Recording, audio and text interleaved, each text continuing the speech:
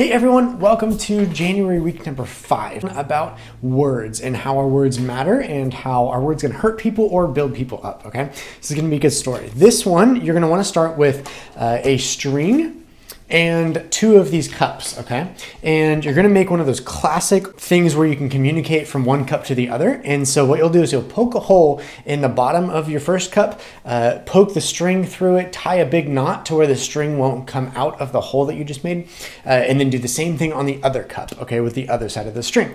And then you'll have a string in the middle of the 2, and then they should be able to talk from one end to the other, and it should carry through with the string, okay? Now this next one, you'll need one of the whiteboards in the room and one of the markers to go along with it, okay?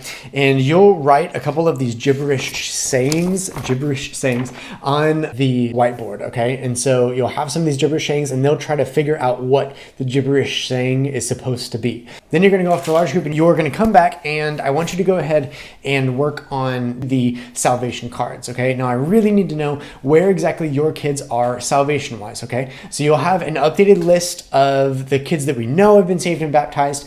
Go ahead and update that list on your end, and then you will also get cards that the kids will be able to fill out themselves, okay? And so some of the kids have done this plenty of times, and they're probably really tired and bored of it, but that's okay, just have them do it anyway. But the kids that have not done this before, or we don't have the dates yet, all of that stuff, I really would like to have these cards.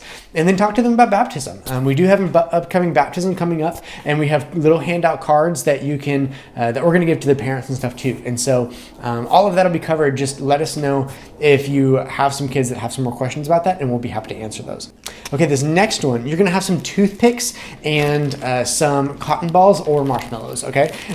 What you're gonna do is have them start basically building different towers, and while they're building these towers, they have about 30 seconds to do so, okay? And as fast as high as they can, they're gonna build the towers in teams.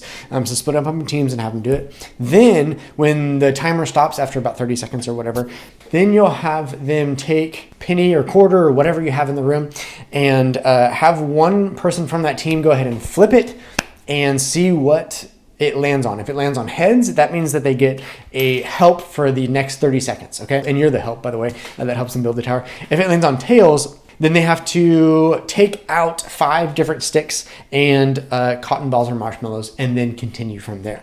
And so it's kind of just like a luck of the draw on who's gonna get the heads and who's gonna get the tails. Then if they also do the tails, then they also have to answer one of the review questions from the curriculum/story. And then relate that one back to building each other up or tearing each other down with our words, okay? Now I know we weren't using words necessarily, but the sticks and the marshmallows are definitely a representation of what words can do, okay? So make this a visual thing to where they can be like, oh, words help people and can get people in a better direction, or they can really tear people down, like if it landed on tails or a bad word where you had to take the towers down, okay?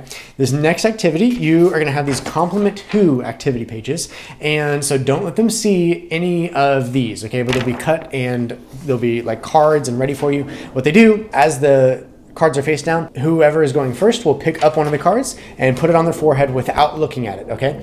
And since they're not looking at it, the other kids are going to give compliments to whatever it would apply to, okay? So for instance, if you were giving compliments to a sanitation worker, it would be like, man, you drive that big old truck really well, or thank you for always taking my trash out, and stuff like that. Some sort of encouraging words that they can guess what is actually on their forehead, okay? And who's the person that's on their forehead. But make sure that they're compliments. They have to be compliments, not negative tear down words or anything like that, okay? This next one, you'll do tough words activity pages, which is basically the verse, okay? And you're gonna have them write down the words in the verse that are blank, and then you'll have little squares of sandpaper. You'll take the sandpaper and actually have them scratch off one of the words they wrote in. And notice how it turns to a much more rough looking word. And then lead them through this activity where you say, raise your hand if they've ever had someone say something to you that didn't feel so good. And of course, everyone should raise their hand. And then be like, me too. Our words can hurt and feel like sandpaper, and where it's like really rough and just tear you down. Or, which I even tore a hole in mine, or they can feel like cotton balls. And you can take the cotton balls then and rub them on the words. But of course, it doesn't do anything, right? It smooths it. It doesn't affect the word that you're working on, okay? And then just encourage them to think before they speak, okay? Use your words wisely, think before you speak. Repeat that over and over and over again. Now, you'll need that sandpaper, and this is a prayer time. So have them think about a time when their words hurt someone rather than build someone up, okay?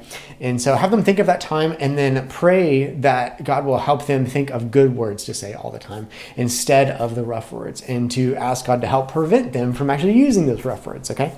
And that's it for this week. Thank you guys so much for all that you do. I will see you guys at the volunteer training afterwards. Thank you guys, and see you soon.